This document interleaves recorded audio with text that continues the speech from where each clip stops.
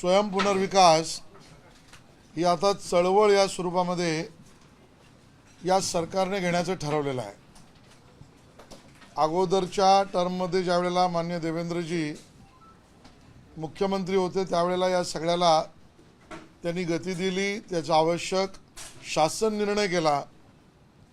मग गृहनिर्माण परिषद आपण घेतली, माननीय प्रवीण भाऊ दरेकर, मुंबई हाऊसिंग सोसायटी या सगळ्या माध्यमातून याला मुंबईतल्या सर्व गृहनिर्माण संस्था, मग त्या कलेक्टर लँडवर असतील, म्हाडा लँडवर असतील, MMRDAवर असतील, BMC लँडवर असतील, खाजगी लँडवर असेल, यांना विकासकाच्या अधीन राहून त्यांची जी पिळवणूक होते, अडचणी होतात आणि मग महारेराकडे केसेस जातात, न्यायालयामध्ये लोकांना खेटे घालायला लागतात।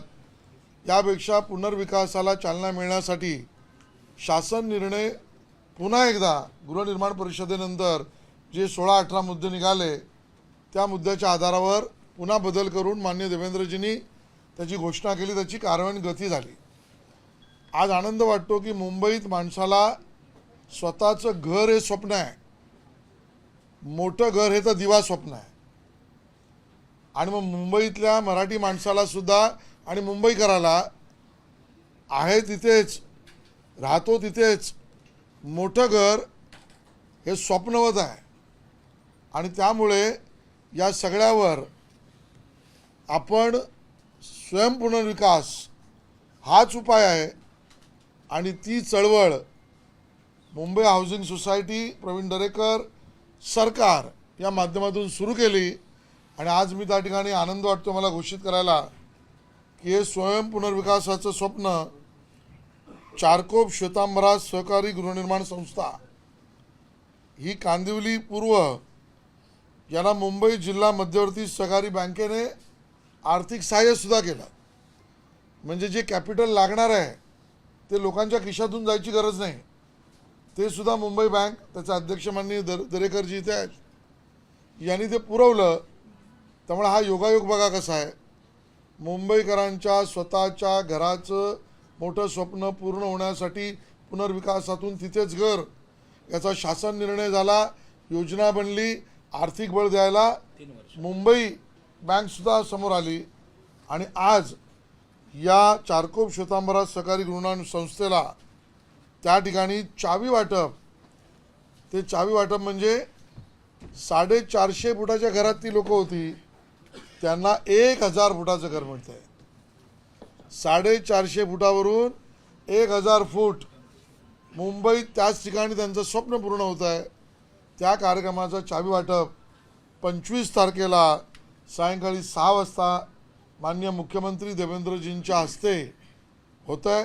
आपल्या माध्यमातून मुंबईकरांना ही चळवळ पोचावी आणि या चळवळीत स्वतः Bharatiya Janata party, Mumbai bank, Mumbai housing society यांनी स्वतः पुढाकार घेऊन लोकांसमोर जाण्याचे कार्यक्रमसुद्धा सुरू केलेले आहेत। मला वाटतं मुंबईकरांचे स्वप्न पूर्ण होत आहे, ती माहिती आपल्या माध्यमातून देणं आवश्यक होतं, म्हणून मी आणि प्रवीणजी इथे या ठिकाणी आलो।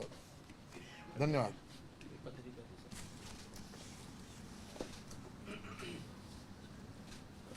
या तुम्ही या राव।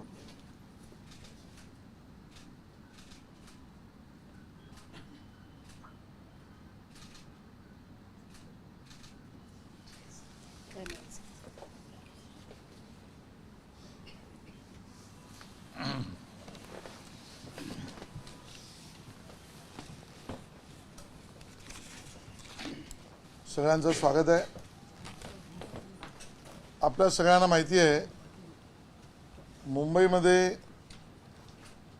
आपली असलेली नाट्यगृह ही आपली संपदा आहे आणि मुंबईतील मध्यवर्ती भागी असलेलं नाट्यगृह रवींद्र नाट्य मंदिर आणि पु ल देशपांडे कला अकादमी ही गेले काही महिने दुरुस्तीचं अतिशय आणि सुशोभीकरण, केवळ दुरुस्ती नाही आहे, ती वास्तू नव्याने जी होते हे मुंबईचं वैभव दिसावं अशी सुंदर वास्तू आणि असं सुंदर नाट्यगृह याचं उद्घाटन आनंद होतो सांगायला की 28 तारखेला त्या ठिकाणी माननीय मुख्यमंत्री देवेंद्रजी, माननीय उपमुख्यमंत्री एकनाथ शिंदेजी, माननीय उपमुख्यमंत्री अजितदादा पवार, स्वाभाविक आमच्या खात्यातर्फे आणि माननीय मंत्री शिवेंद्रराजे भोसले, माननीय मंत्री मंगलप्रभात लोढाजी आणि प्रोटोकॉलप्रमाणे जे काही अपेक्षित आहेत त्या सगळ्यांच्या उपस्थितीत हा कार्यक्रम 28 तारखेला होतो आहे। नाट्य, कला, संगीत क्षेत्रातील रसिक आणि कलाकार, नाटककार आणि जनसामान्य मुंबईकर दोघेही वाट पाहत होते की रवींद्र नाट्य कधी उघडेल, पु ल देशपांडे अकादमी कधी उघडेल। अतिशय नव्या अशी सुशोभित अशा पद्धतीने या कार्यक्रमाचं उद्घाटन 28 तारखेला होणार आहे आणि या पु ल देशपांडे कला अकादमीमध्ये त्या संकुलात रवींद्र नाट्य मंदिर, चांगल्या खुर्च्यांपासून उत्तम ध्वनी व्यवस्था, नाट्यसृष्टीला आवश्यक असलेल्या संपूर्ण स्टेजवरच्या व्यवस्थेपासून त्या ठिकाणी सिनेमा दाखवण्याची सोय पहिल्यांदा आपण करतोय। मुंबईमध्ये नाट्यगृह आणि सिनेमा एकाच ठिकाणी, त्याची साऊंड सिस्टीम पण वेगळी, डॉल्बी, अशा पद्धतीचं रवींद्र नाट्य मंदिर, 2 लघुनाट्यगृह जी वर आहे ती सुद्धा अद्यावत सुशोभित, टेक्नॉलॉजिकली अपग्रेडेड आणि तिथेही सिनेमा आणि संगीत, कला, नाटक वगैरे ही सगळे कार्यक्रम करता येऊ शकतात अशी 2 लघुनाट्यगृह, आपली त्या ठिकाणी 5 प्रदर्शन दालने आहेत। म्हणजे मुंबईत या सेंट्रल भागामध्ये आर्ट, कल्चर याचा डिस्प्ले किंवा त्या कलाकारांना त्या जागा उपलब्ध करून देणाऱ्या सुबक व्यवस्था, या 5 प्रदर्शन दालनं आणि बरोबरीने जेव्हा आपण नाट्यगृह बनवतो, संगीत कला अकादमी बनवतो, त्यावेळेला त्याला तालीमची दालनं पण लागतात। ती 15 तालिमीची दालने या सगळ्या संकुलाचं उद्घाटन त्या ठिकाणी माननीय मुख्यमंत्री आणि उपमुख्यमंत्री आणि संबंधित सगळ्यांच्या उपस्थितीत होणार आहे।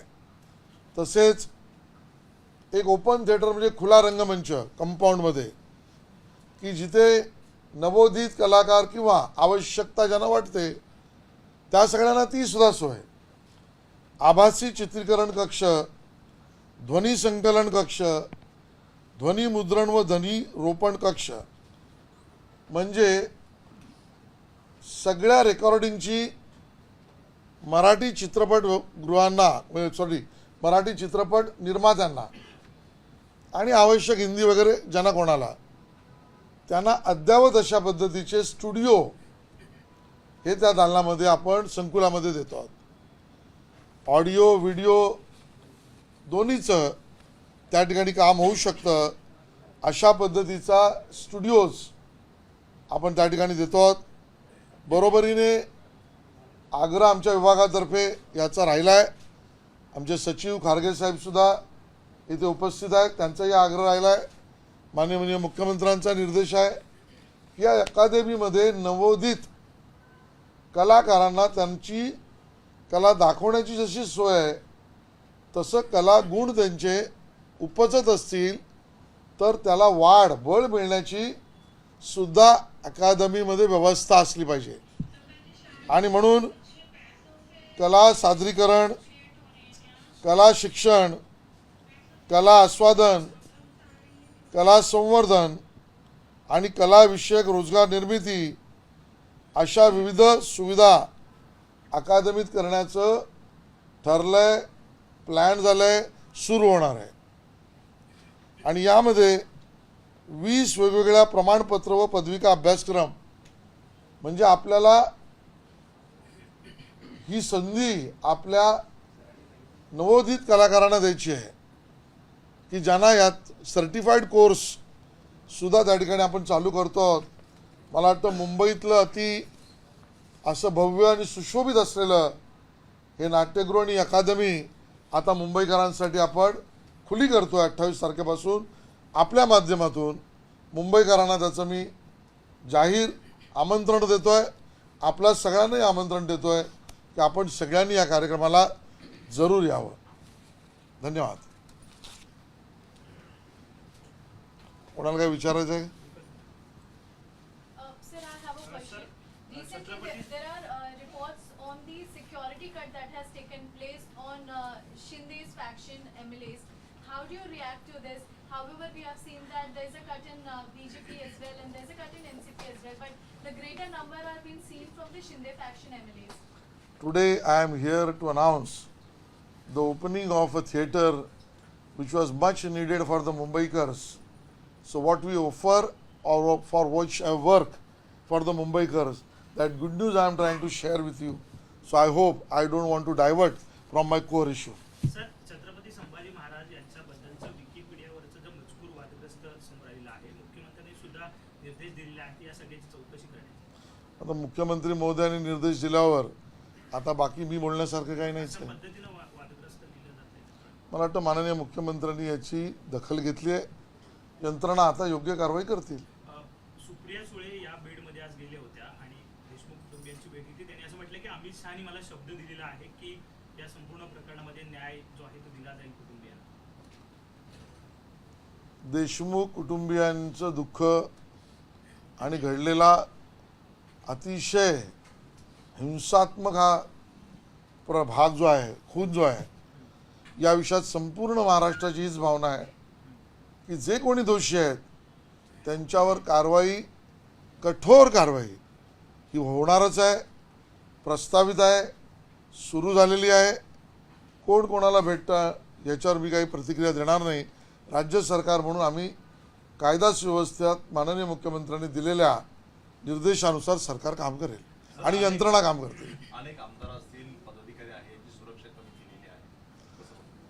आज मी रवींद्र नाट्यगृह आणि पु ल देशपांडे अकादमी ही आता मुंबईकरांसाठी खुली होणार ही आनंदाची बातमी कळवत असताना मला दुसऱ्या कुठल्या विषयाकडे आज तरी वळावं असं वाटत नाही. मंत्रालयामध्ये कुठेतरी श्रेयाचं राजकारण सुरू आहे आणि वेड्यांची जत्रा भरली असा आरोप जो आहे तो संजय राऊतांनी केला. ज्यांना आता इस्पितळात नाव घालण्याची वेळ आली आहे आणि ते वेड्यांच्या इस्पितळात ते वेड्यासारखं बडबड करतात, त्यात अग्रणी नाव संजय राऊत यांचं आहे.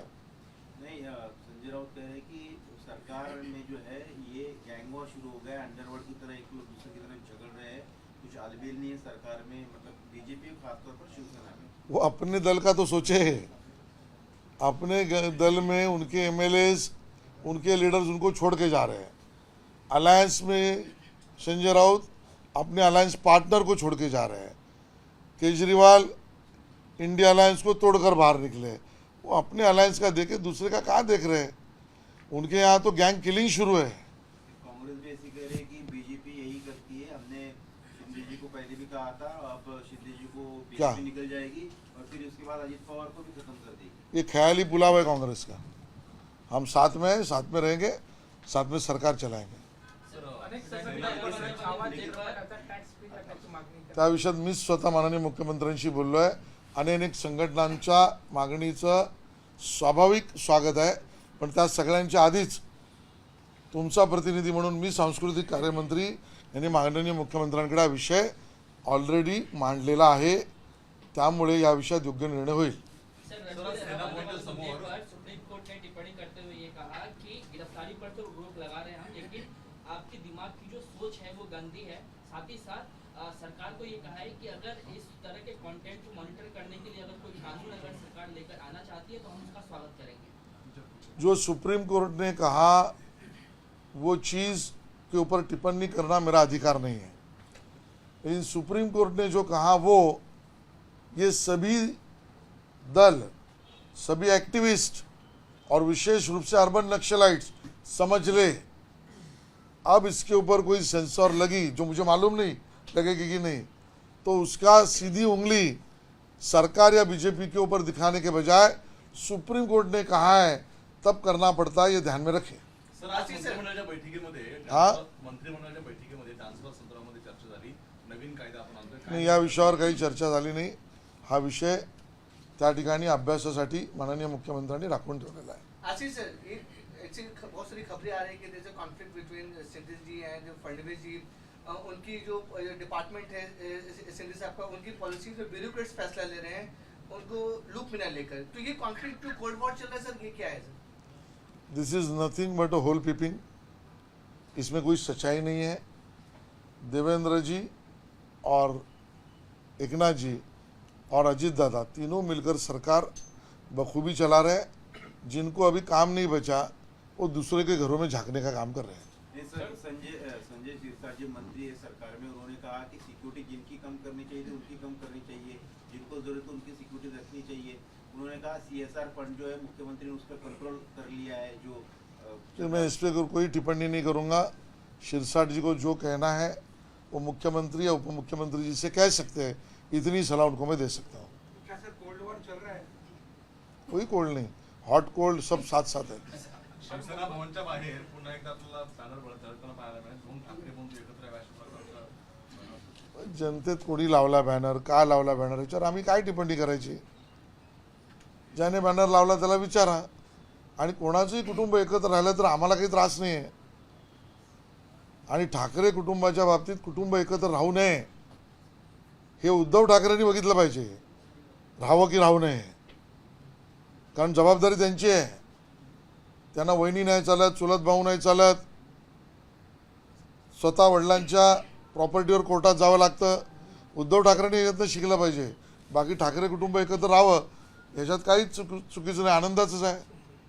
Ashish sir, sir Scindia camp के मंत्री इसलिए भी नाराज है कि सीएम सर जो रिव्यू मीटिंग लेते हैं उसके बाद एकनाथ शिंदे वही रिव्यू मीटिंग फिर से लेते हैं, लेकिन प्रोटोकॉल के हिसाब से CM sir already review meeting ले लेते हैं, तो उसको लेकर भी थोड़ा मतभेद चल रहा है. ऐसा कोई भी नाराजगी नहीं है, ये ख्याली बुलावा है. कुंभमेळ्याची सीएमनी बैठक बोलवली. हा? सांगलीमध्ये जयंत पाटील आणि नितीन गडकरी एका स्टेजवर होती, परंतु राष्ट्रवादीच्या नेत्यांना जयंत पाटलांकडनं आमंत्रण देण्यात आलं. त्याने त्यांचे संबंध जवळ केले. बघा, त्या विषयावर माननीय गडकरी साहेब स्पष्ट बोलले. दोन वेगवेगळ्या विचारधारेची लोक सामाजिक आणि विकासाच्या कामावर जर एका स्टेजवर आले तर त्यात चूक काय आहे. मला वाटतं एवढं उत्तर पुरेसं आहे.